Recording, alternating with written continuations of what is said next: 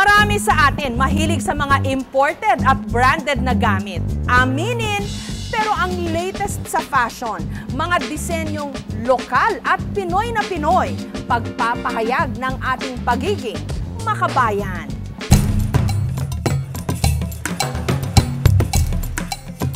Sa mga formal na okasyon, kadalasan tayong nakakakita ng mga nakagayak Filipiniana. Barong para sa mga kalalakihan, baro at saya o terno para naman sa mga kababaihan. Sa ganitong paraan daw natin maipapahayag ang ating pagiging makabayan. Ang problema lang sa mga kasuotang ito, napakahirap isuot. Pero ngayon, hindi mo na kailangan pang magdusa para lang ipahayag ang iyong pagmamahal sa bayan.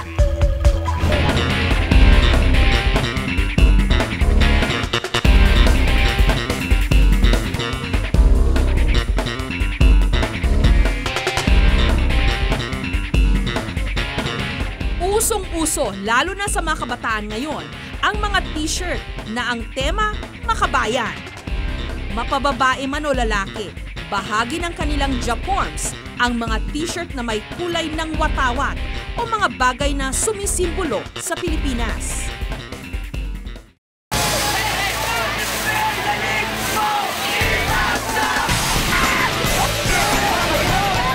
Laman ng mga rally noon ang 22 anyos na si Gino at ang lagi niyang suot-suot mga kinolekta niyang t-shirt na merong mukha ng mga banyagang revolusyonaryo na sina Che Guevara at si Mao Zedong. Pero aminado si Gino, parang may kulang. Kung nagsusuot ako ng mga foreign personality na shirts, parang may somehow empty spot. Nararamdaman ako na parang kung yung paniniwala ko is pagiging makabayan, bakit ang suot ko pa rin damit? Banyaga pa rin. Kung magsuot kaya ako ng mas lokal na personalidad na damit, mas mapupunan yung nararamdaman ko na kakulangan. Kaya't naisipan niyang mangolekta ng mga damit na ang nakaimprenta mga kilalang Pilipino. Sa araw na ito, titingin at bibili raw siya ng mga pwedeng madagdag sa kanyang koleksyon. Una siyang pumunta sa isang shop sa Makati, ang Team Manila. Ang mga disenyo sa mga t-shirt, bags at wallet na narito, mga mukha ng mga bayaning Pinoy. With the nakasalamin. Katulad ng naka-sunglasses na si Dr. Jose Rizal. Pati ang mga produktong Pinoy na Pinoy, naka-imprenta rin sa mga t-shirt. Mga araw-araw na bagay na sa tingin namin, kailangan mas lalong may reflect sa mga t-shirts natin, sa mga damit. Kasi these are things na very, very Filipino eh. Just goes to show yung diversity at saka yung entrepreneurial spirit ng Pinoy na very, very flexible, na very diverse. Ang napili ni Gino, ang disenyo ng lumang salamin ni Senator Benigno Ninoy Aquino Jr. Ito yung napili kong shirt kasi ito yung bagong campaign nila, yung I Am Ninoy, na nabalitaan ko pag bumili ka ng shirt na to, certain percent of the shirt na kinita na ito mapupunta sa charity. Ang mga t-shirt na ito, bahagi ng programang I Am Ninoy. Gusto naming introduce si Ninoy sa mga bata. Kung ano yung mga pinaniwalaan at pinaglaban niya. I am a hero, di ba? I am a hero. I do what I believe is right. I do what I believe is good. I fight for freedom. I fight for justice. I am Ninoy. Sunod naming pinuntahan ang tindahan ng t-shirt na madalas suot ngayon ng mga sikat na personalidad. Kabilang na ang mga miyembro ng First Family. Ito ang My Pilipinas Collection. Ang disenyo nito, mapa ng Pilipinas.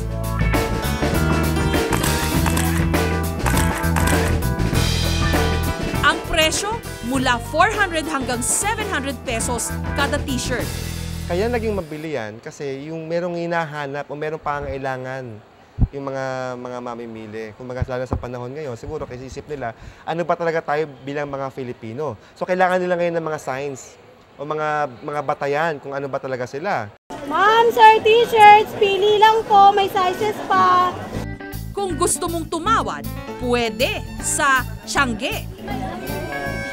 Bukod sa mga t-shirt na taas noong nagsasabi ng probinsyang pinagmulan, may mga damit din na ang nakaimprenta, mga pagkaing sariling atin.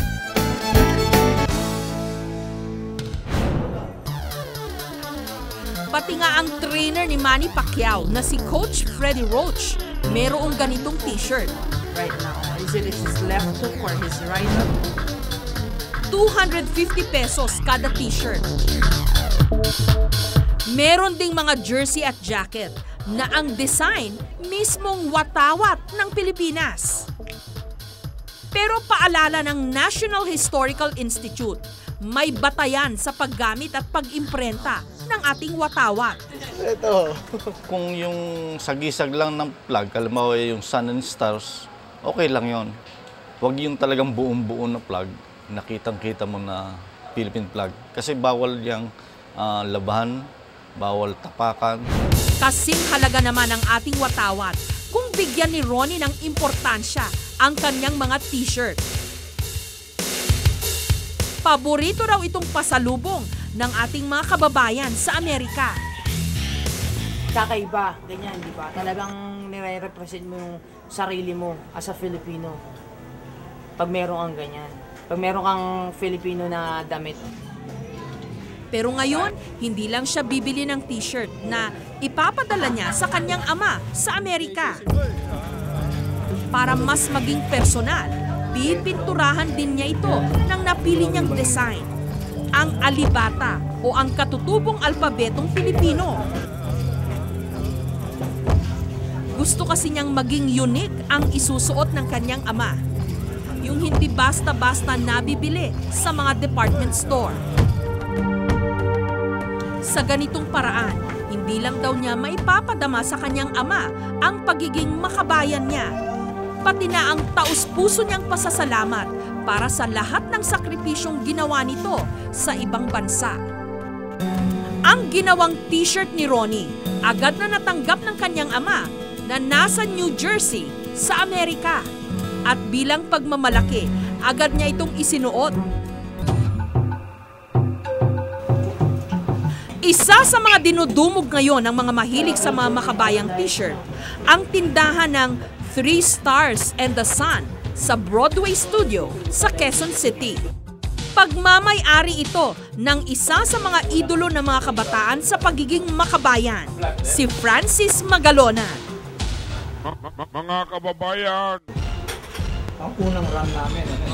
I noticed that you also use the Philippine map, no? Yeah, the Philippine map, like worldwide represent. Oo. Ang ano namin dyan, for example, if you would notice, no, this is the whole map, no, na nag-flat. Dapat ang Pilipinas nandito. Diba? This is Australia, ito yung Hong Kong, dito yung... Yes, oo. Dito dapat Pilipinas. Tinanggal ko dyan, nilagay ko dito. Dinislocate. Oo. Kahit sa t-shirt man lang, lumaki yung bansa natin, no? This is from my tattoo. Ang logo na 3 Stars and the Sun, ang disenyo rin ng tattoo ng master rapper. Obviously, you're very nationalistic. Matindi ang pagmamahal mo sa ating bansa. Saan ang gagaling to? Aside, of course, from yung inspiration mo to do your music, no? But why are you this way?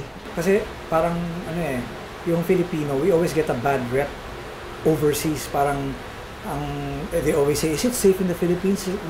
Because of the terrorism and all that.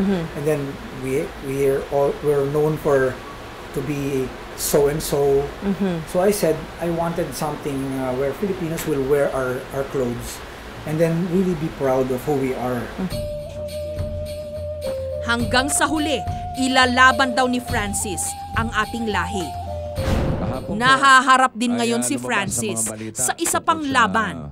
Kalagayan ni Francis Magalona. Ang kanyang sakit na leukemia. Ang gusto niyang ipaabot sa inyong lahat. I have been diagnosed with leukemia. Sa tulong ng Panginoon, kakayanin ko po ito. Abangan niyo ang aking pagbabalik. Di ko lang kayo miss. Love ko kayong lahat. mga detalye at litrato ng pakikibaka niyang ito nasa kanyang blog. Francis, I hope you don't mind, but people who may watch this interview would probably be asking and would want to know, may panahon pa ba siya and he's in the middle of this battle with a big C? Yes, right now I've undergone my second chemotherapy session. I'll be doing my third by December. So far so good. My doctor has pronounced that my bone marrow is in complete hematologic remission, but I have to maintenance. Maintenance, of course, through chemotherapy, and of course radically change my diet. Iwas dun sa foods that stimulate the growth of cancer cells. So far so good.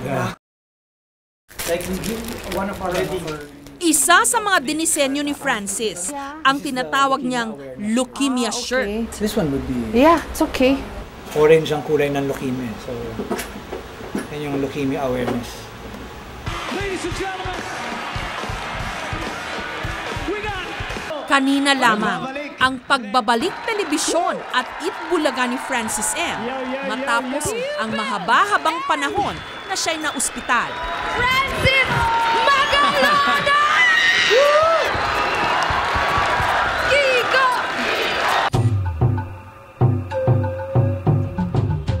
Ang pagiging makabayan na ipapahayag sa ating isip, salita at gawa, pati na rin sa ating suot. Mga kababayan! Mga kababayan ko!